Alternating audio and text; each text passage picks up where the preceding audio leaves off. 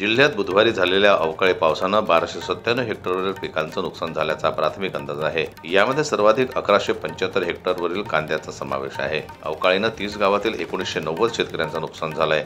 जिल्ह्यातील 4 ते 5 तालुक्यात अवकाळीनं जोरदार हजेरी लावली।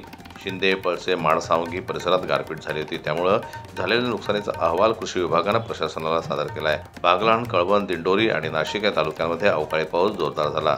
यात 1175 हेक्टरवरील कांदा, 10 हेक्टरवरील गहू, 60 हेक्टरवरील भाजीपाला, 20 हेक्टरवरील द्राक्षे, 19 हेक्टरवरील डाळिंब व अन्य पिकांचं नुकसान झालंय। पावसाची शक्यता लक्षात घेऊन अनेकांनी कांदा काढणीला सुरुवात केली होती।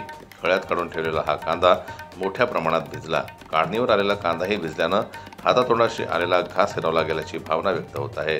बागलाण तालुक्यात नुकसानीचं प्रमाण अधिक आहे। या एकाच तालुक्यात 1150 हेक्टरवरील कांदा, 15 हेक्टरवरील डाळिंबाचं नुकसान झालंय।